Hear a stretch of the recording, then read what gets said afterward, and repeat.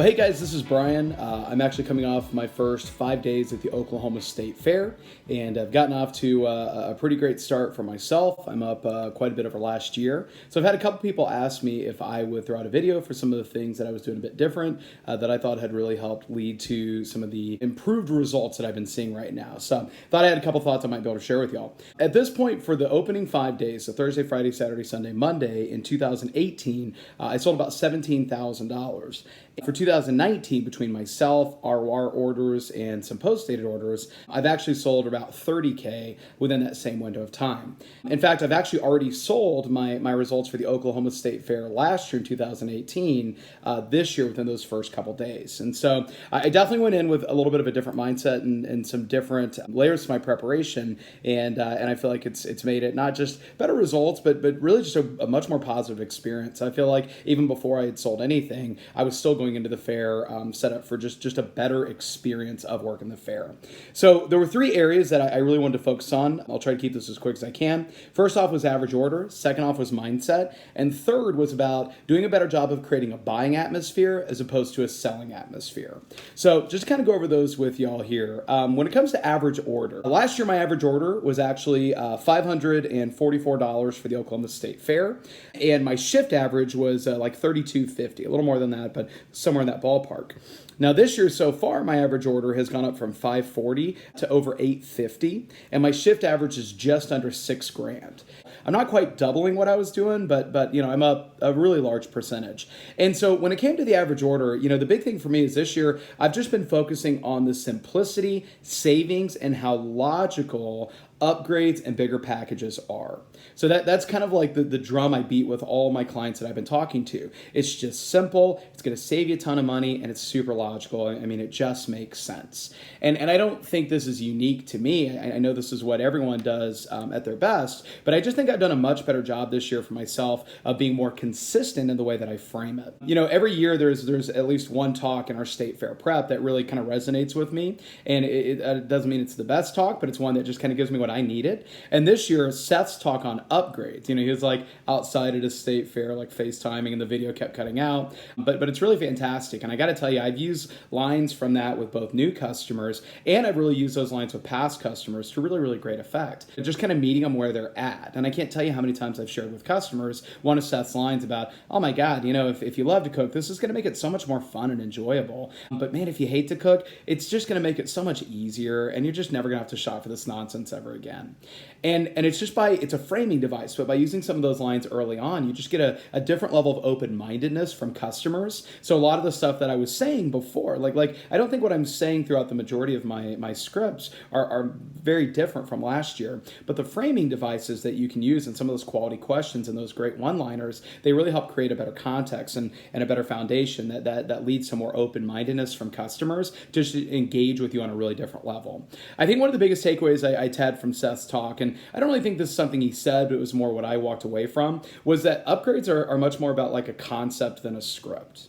You know, and that concept is just about simplicity. It's much more about, hey, you know, the reality is we found over time people that get a little Cutco, they fall in love with it, and then they go, man, I probably should have gotten a set instead, or I should have gotten the bigger set. But at this point, you already have so many pieces. It doesn't make sense to rebuy them. So we have a great upgrade program, and it's super easy. It's why everybody's doing it. We just get you the bigger block. We get you more table knives because you know, the amount you have is never enough, and then we customize the extra pieces that you would really, really use a lot more often. So hey, just for fun, let me show it to you real quick. It might be something that really catches your eye.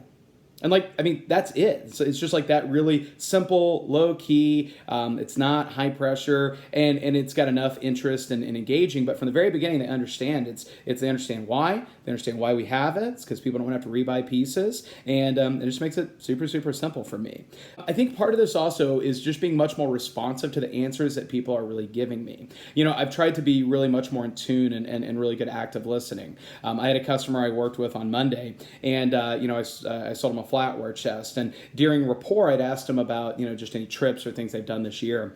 And they mentioned that they took like a big road trip, like a 3 or 4 week long road trip. And so I asked them, I said, man, do you guys have an RV, or have you ever considered one? And they said, yeah, we're really thinking about buying one in the next year. It's just, we found we love national parks, we love road tripping, it'd be really great. And so I really started pitching an RV set. But I knew these people, I'd already upgraded them over the years to a big set. We got them their flatware. So rather than go to like the showstopper, which is normally my RV set, I went with a custom galley and was able to upsell them to a starter set as an RV set for an RV they do not own. But it was just because it was just simple and fun. It was just more the idea of like, you're going to want this on the road. It's going to really save you a lot of time. You're not going to be eating out all the time. You're going to be preparing meals, and just really painted a picture by just keeping it really fun, really simple, and really direct. I believe I've had either 5 or 6 multi-set orders this year, or packages. My very first order of the fair was a signature set up to homemakers. Big shout out to Brett for helping me keep that customer really happy. But I've had orders for a homemaker set plus a showstopper, and a flatware chest plus a galley set. And I've just had a lot of others. I had an upgrade plus a homemaker set. And again, it really comes back to, I think, just really that act of listening, finding the opportunities to get a chance to introduce things. A big part of that has been trying to utilize Curtis's package intro at the beginning. I don't nail it. I don't say exactly like Curtis, but just make sure that rather than just saying, it's not just that we're the best knives. It's not just we're a kitchen company. It's that, hey, we have a lot of great packages for different types of customers, and at least getting a chance to sort of plant those seeds. But what I wasn't doing is I wasn't reiterating them on the back end. And that's something Josh is really strong with the famous Let Go. And I appreciate Josh kind of coached me up on this after listening to me with some customers. And I had the customer I sold the upgrade to, or one of them, the cross whites. And I sold him the upgrade. At the end, Josh had been mentioning this to me, like, hey man, you got to kind of promote what's next. Especially once people are up to the big set, sometimes they feel like, oh, okay, I guess I'm done.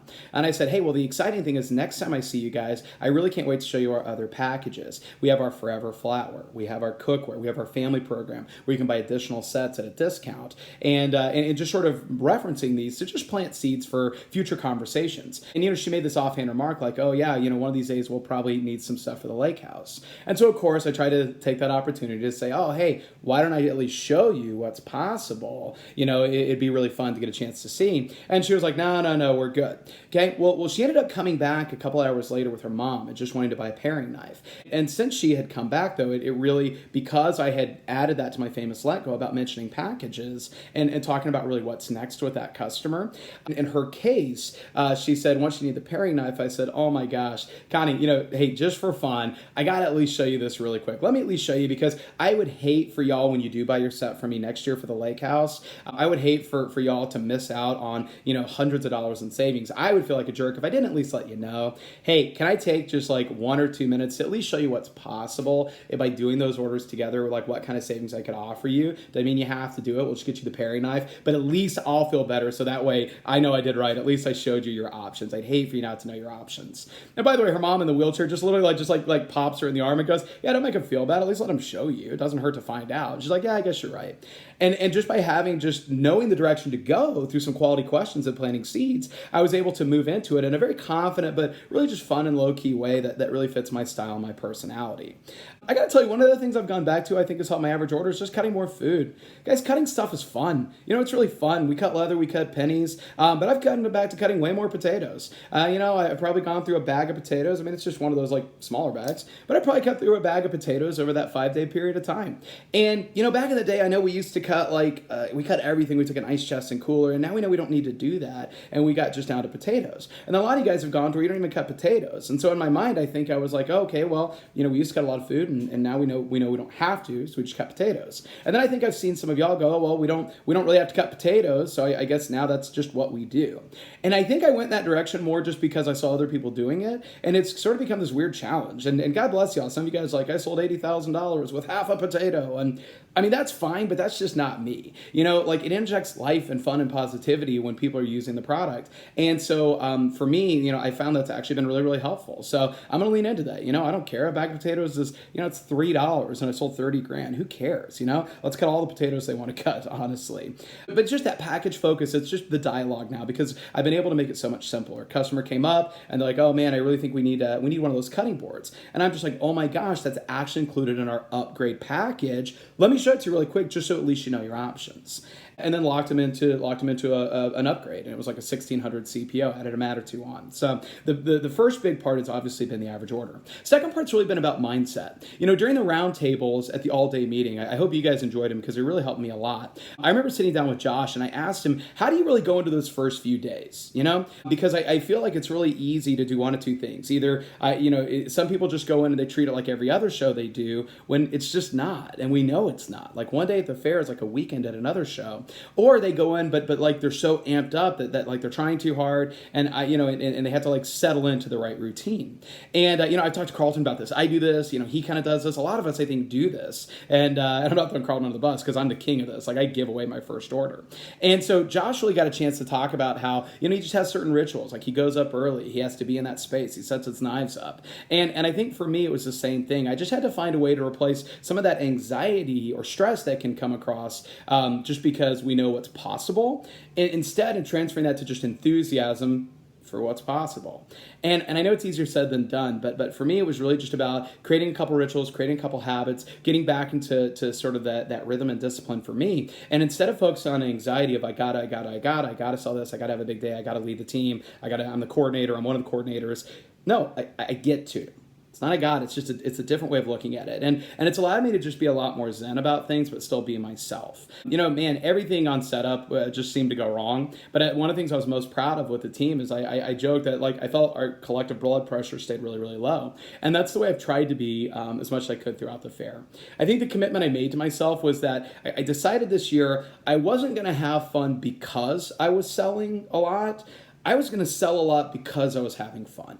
And I think I just decided that I'm going to enjoy the experience of this event. This is working my favorite events of the year with my favorite people I get a chance to work with and a lot of my best and favorite customers. And I just decided I'm going to enjoy the experience of this regardless of my results. I don't have to attach my enjoyment of this experience of the fair project and working the fair to my results. I can still appreciate my results. I'm still holding myself to the highest standards. I'm still fully committed to my goals, but I can enjoy the experience of this separate from that. I've compartmentalized it a little bit, and it's just been better for my headspace. A big part of that is taking my own temperature. It's not like I made this one decision and then everything is great. It's not. But taking my own temperature throughout the day. I started out on Monday, and I was at one order for $313 for the first 9 hours of the day. And to be honest, I started to feel that pressure of expectations, that go along with the good results I've had. I've been on a really good run. I've had 5K days every day so far or better. I had a 7K day or like an $8,500 day in there too. And I've been doing really great. So I know people are expecting that from me. Like Schmitty came by, he's like, oh, I'm going to watch you do a rotation or two. And I'm just sitting there and I'm just laughing because I'm like, dude, I'm just waiting to talk to people like you, and those eyes are on me. And I appreciate Schmitty feeling like I have value to add to him. He's such a giant in the business. But at the same time, I had to remember that commitment to myself. I'm going to sell because I'm having fun. I'm not going to have fun because I sell. I'm not going to wait till I'm getting good results to be in a good mind space or have a good experience of the day. I'm going to have a great experience of the day, and I'm going to trust that my head will catch up with me. And by really remembering that commitment to myself and what I was about this year at the fair, it allowed me to just settle in and get a couple more orders for other people. I ended up getting 2 more orders for myself, and those 2 orders ended up being for about $3,400. And so just by staying present and not letting, instead of letting like that weight of expectation and stress and everything pile on me, I just flipped it and instead just kept looking back to but instead I have opportunity, and that's exciting because a lot of people don't have that. And I'm going to do my best with whatever that opportunity presents itself to me today on this Monday, but that doesn't change who I am. It doesn't change how I'm going to do this fair. I'm just going to be excited about the day. I'm going to have fun today. I'm going to enjoy the opportunity of meeting with good people and working with my favorite people at my favorite events. The last thing for me, though, is about getting to a place of creating much more of a buying atmosphere than a selling atmosphere. We talk a lot about with our scripts about making sure that we're being personal, not pitchy. It's one of the reasons that you really have to work to internalize your scripts. But I think we get in such a certain zone, especially going around the fair project where we have a lot of instruction, a lot of new things we try to add to our game. And that's why, we did our best this year to get you content earlier so you could add it beforehand. But just being much more aware of how are you projecting? Are you someone that is going to attract people over? It's law of attraction. Your body language, your smile, is your head down? Curtis is big on standing. Honestly, I'm not so big on standing, but I'm good at eye contact and greeting people in a real fun and positive way. I think a big part of this is just knowing your professional identity. Because I think I've spent way too much of my career as a manager and as a rep trying to be like who I saw other successful people be. And that's just not me. Guys, I talk a lot. I'm kind of loud. Like, I'm friendly. I build a lot of rapport. And don't get me wrong, it's not an excuse to be disruptive or throw off my colleagues who are working around me. But I can try to not be that, but I kind of am that. And when I am that, I connect with people on a deep level. I use a lot of stories. I talk a lot, but people seem to like that. And so just really being really confident and secure in what my professional identity is. I can always do better, but I'm not going to fundamentally change, I think, who I am as a person. And I don't want to. I don't need to change who I am to be successful at the booth. Part of creating more of a buying atmosphere for me is getting on that really deep state of rapport. Saying people's name more. I think if we were actually to keep track of how many times we say someone's name, I bet it's less than we think we do.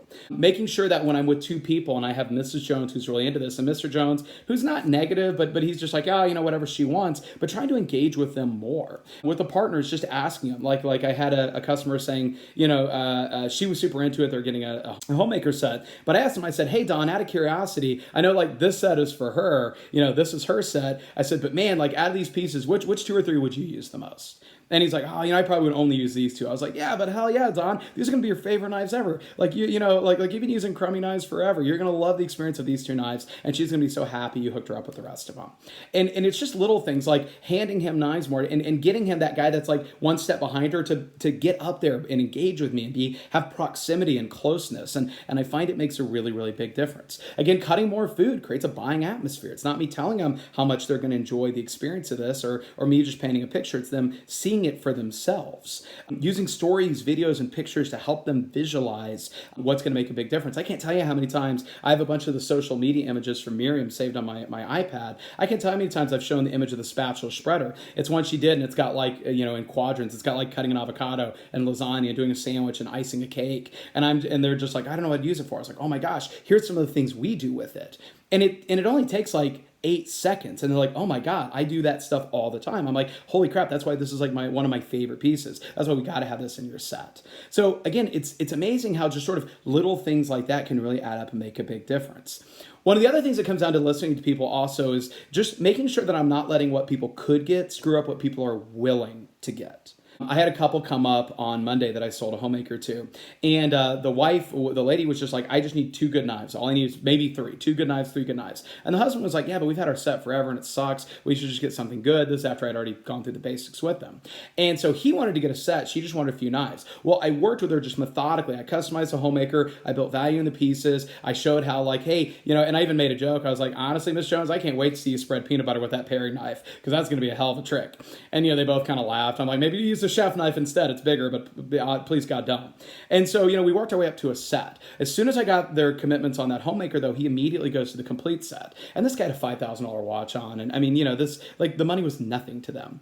And so he's like, yeah, but we're spending this much. We're going to end up buying more. We may as well just get this. And she immediately went back to that state of, no, I don't need a set. I don't even want a set. I just need a few knives. That's all I need.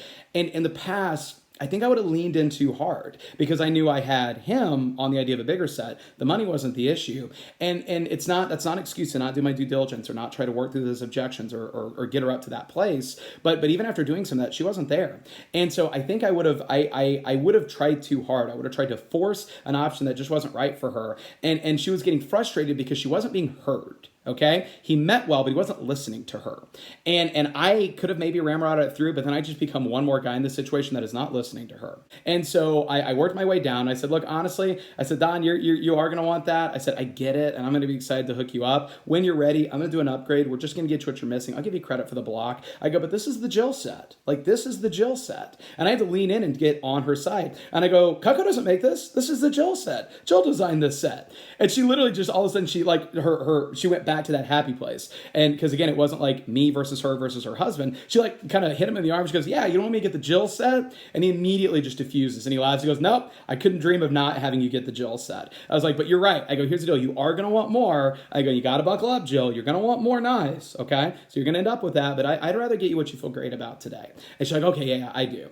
And through the process of this, I found out they had a lake house. And by the way, I tried to pitch 2 sets, one for them, the lake house. I didn't not go through the steps, but I was just being more aware of where they were at and meeting them where they were at. Now, don't get me wrong, I wasn't going to miss the opportunity, so I pushed and to made sure I got Cutco in their lake house. So I got them a homemaker, but I at least got them to buy steak knives for their lake house. So they're going to have Cutco everywhere they go. And then, by the way, immediately at the end, he's just like, oh, she really needs pots and pans.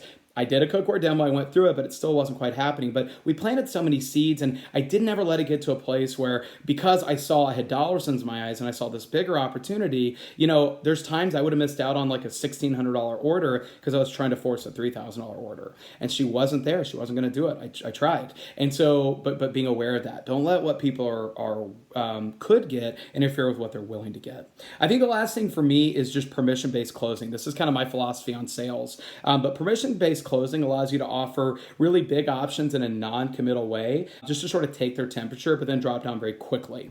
And so it's the stuff that those of you who work with me here, hey man, just for fun, or hey, just so you know what's possible, or oh my gosh, hey, give me a shot. Let me just see if I can blow you away. Doesn't mean you have to do it today, but hate for you not to know your options. So, we'll definitely get you that set. That's no problem. But man, I know you want that box of beauty. Let me at least show you. Is that cool if I let you see?